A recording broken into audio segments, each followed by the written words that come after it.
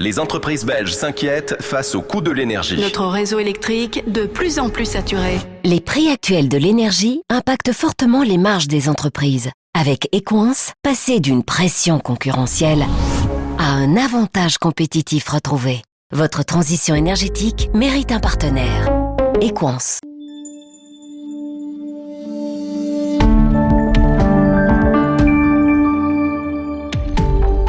Elle est ingénieure en chimie, diplômée de l'université de Mons. Elle a eu l'idée de fonder sa start-up Westend il y a 8 ans pour optimiser la gestion des déchets alimentaires.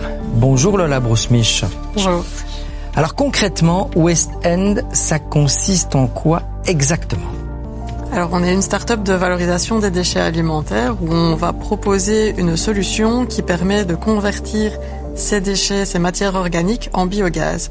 Donc concrètement, on se base sur le processus de biométhanisation où des bactéries vont dégrader les matières organiques pour les transformer en biogaz qui contient du méthane comme le gaz de ville.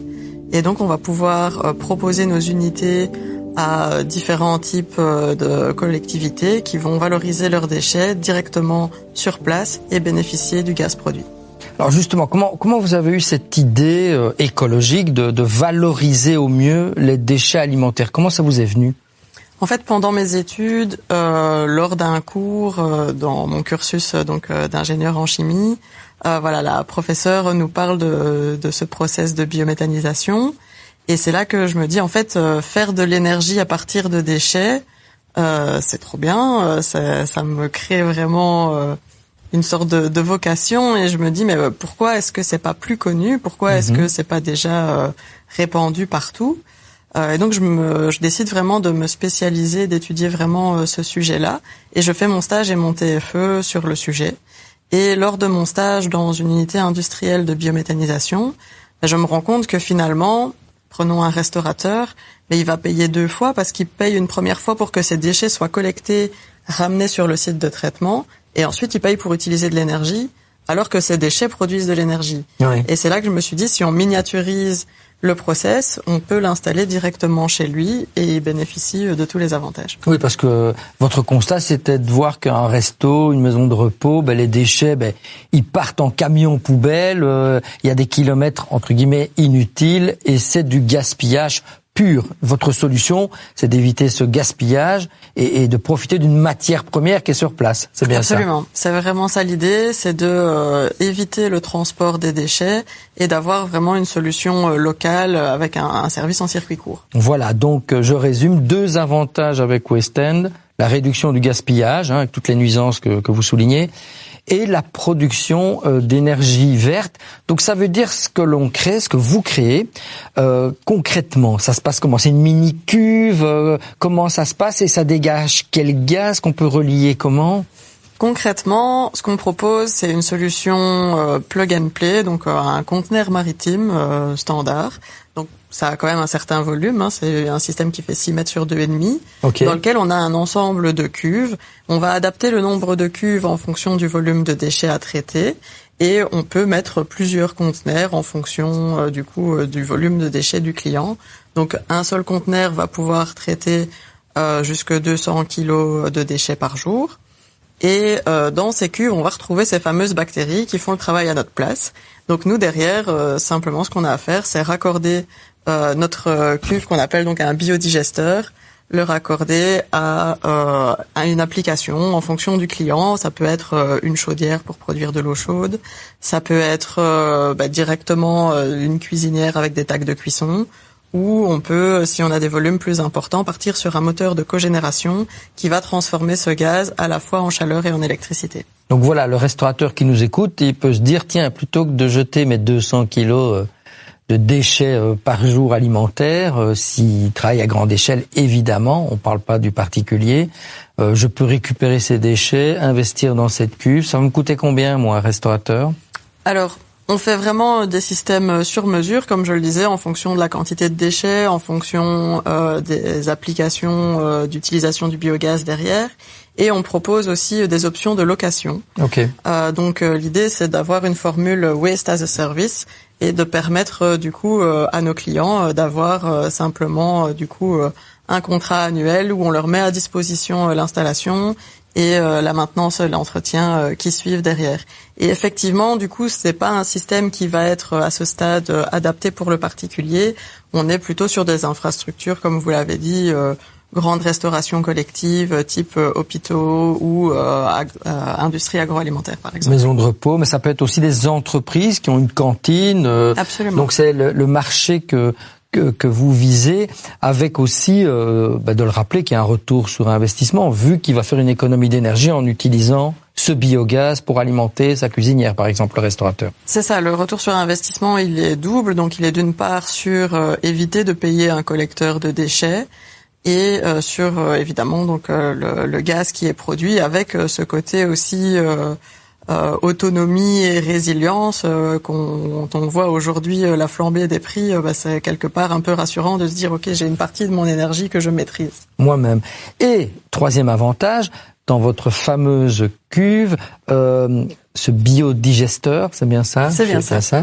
Ce qui reste aussi peut être, outre le gaz, il reste une matière qui peut être utilisée comme engrais naturel pour les sols. Absolument. Donc c'est une fraction liquide qu'on appelle le digesta, oui, qui est riche en nutriments NPK et qu'on va pouvoir effectivement utiliser comme fertilisant. Et donc là, on a différentes options. Soit le client a différents espaces verts et a un intérêt pour l'utiliser sur son propre sol, soit on va trouver un partenaire local qui en aura l'utilité, qui peut être un agriculteur, qui peut être un pépiniériste ou autre, qui va pouvoir le valoriser de nouveau en circuit court. Ok. Donc vous l'avez dit, une solution technologique qui n'est pas destinée aux particuliers, vu le volume de déchets alimentaires nécessaires pour faire tourner la machine, si j'ose dire. Est-ce que on pourrait malgré tout pas imaginer à plus long terme des mini biodigesteurs, des mini cuves pour faire ça chez soi, avec des petites quantités? C'est illusoire ou c'est technologiquement possible? Technologiquement, c'est absolument possible et ça pourrait tout à fait se faire dès demain. Simplement, nous, en tant que constructeurs, on est liés, de par la réglementation européenne, à mettre des mesures de sécurité sur nos systèmes. Évidemment, quand on travaille avec du gaz, on ne fait pas n'importe quoi. Ouais. Et donc, ces systèmes de sécurité, finalement, leur prix va être le même que l'on fasse 10 kilos par jour ou 100 kilos par jour, ce qui fait que c'est plus compliqué d'offrir une solution rentable pour le particulier à ce stade, mais qui sait, pour l'avenir, pourquoi pas. Vous êtes assez jeune, votre entreprise est assez jeune, vous l'avez imaginée il y a 8 ans, là vous avez commencé à la développer il y a 5-6 ans, déjà prometteuse, vous avez récemment remporté le titre de entrepreneur inspirante pour la province du Hainaut. Bravo, vous êtes fière? Merci.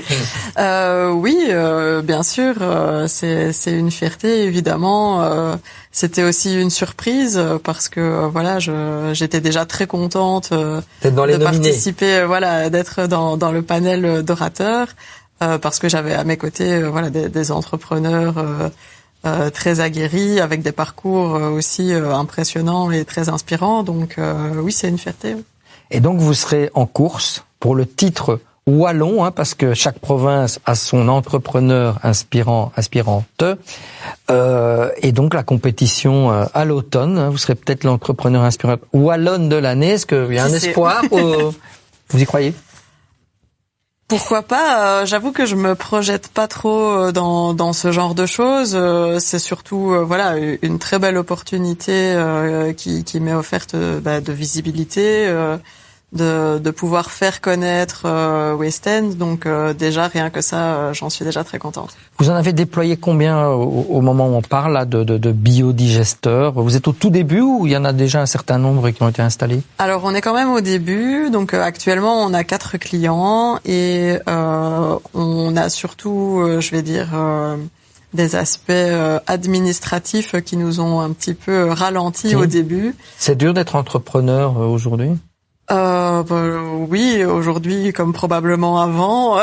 Mais je veux dire la lourdeur administrative, vous aimeriez plus de simplification parce qu'on en parle beaucoup pour le moment. Certainement. Ce qui est assez compliqué dans mon secteur très spécifique, c'est les permis d'environnement qui sont nécessaires donc pour nos installations. Ah, ok. Et en fait, quand on a un produit innovant, évidemment, on ne rentre pas dans les cases prévues dans la réglementation. Et donc ça a été, et c'est encore, de longues discussions pour justement pouvoir simplifier ces démarches et avoir quelque part quelque chose de proportionnel à ce qu'on offre à nos clients, parce qu'aujourd'hui on est encore soumis à une législation assez contraignante qu'on essaye de simplifier du coup au maximum. D'accord. Qu'est-ce qui est le plus dur aujourd'hui pour vous on peut parler d'une mission d'évangélisation pour faire connaître votre produit parce que le grand public, oui, les entreprises, les collectivités ne connaissent pas nécessairement. C'est quoi le plus dur? C'est de convaincre sur le produit, rassurer sur le prix parce que ça a un certain coût, on l'a dit. Oui, alors il y a plusieurs choses. Effectivement, tout le monde ne sait pas en quoi consiste la biométhanisation.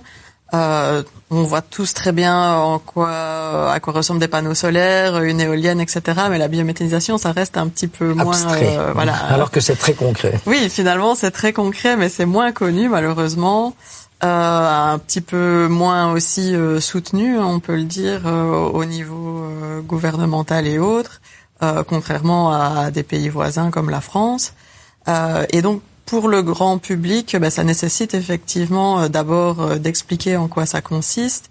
Et donc, de fait, pour nos clients potentiels, on a aussi toute une part préalable d'explication. Et puis, comme n'importe quelle jeune entreprise, de se faire connaître. Parce qu'aujourd'hui, une entreprise qui doit se débarrasser de ses déchets alimentaires, elle va tout de suite penser à faire appel à un camion pour venir les embarquer et les emmener on ne sait pas trop où, et parfois on veut pas savoir, plutôt que de faire appel à nous parce qu'ils savent pas encore qu'on existe. Donc ça fait on est là partie pour du ça, travail. pour vous faire connaître. C'est le but de cette émission, de mettre un coup de projecteur sur les jeunes entrepreneurs aussi. Justement, quelles sont vos ambitions aujourd'hui ? Les ambitions, elles sont de faire croître l'entreprise, donc de vraiment lancer la commercialisation à plus grande échelle. Donc dans un premier temps en Wallonie, dans un second temps sur la région Hauts-de-France, la France de manière générale. Donc c'est vraiment dans un premier temps une ambition commerciale et également une ambition technologique. Donc on est en train de faire un dépôt de brevet. Et on a évidemment pas mal d'idées en stock sur des optimisations R&D et autres. Bon, ça, c'est ma petite casquette ingénieur, évidemment.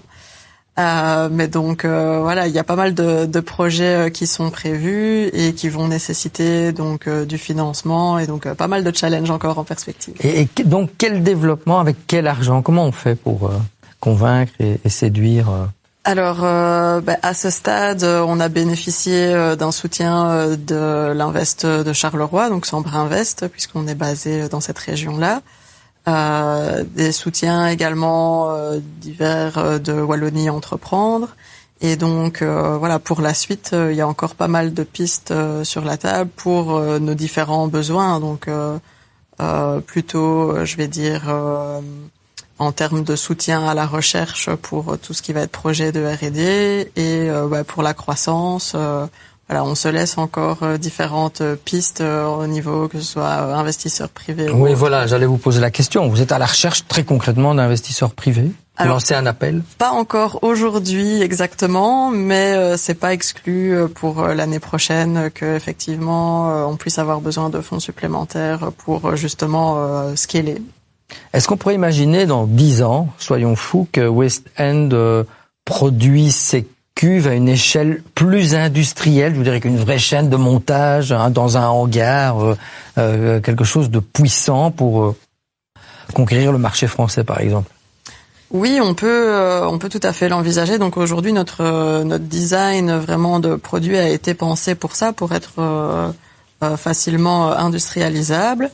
À ce stade, donc on produit en atelier avec une entreprise de travail adapté qui se trouve donc du côté de Chastré. Et donc l'idée, c'est aussi de permettre à des personnes en situation de handicap de contribuer au projet. Donc on aimerait quand même garder ce modèle dans la philosophie, voilà, avec du coup le côté social Humain, et durable, social. humain, exactement.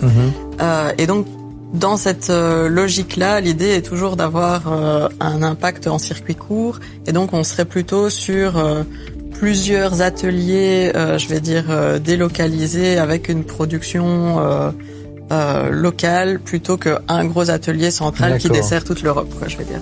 Bon, c'est tout le bien qu'on vous souhaite. Merci Lola Brousmich d'être venue nous raconter votre aventure Avec entrepreneuriale. West End, c'est dans la boîte. C'est tout pour aujourd'hui. Vous vous intéressez aussi à l'actualité boursière et aux conseils des investisseurs. Alors retrouvez-nous également sur le canal Trends Bourse. À très bientôt, ici sur Trends Tendance et sur Trends Bourse.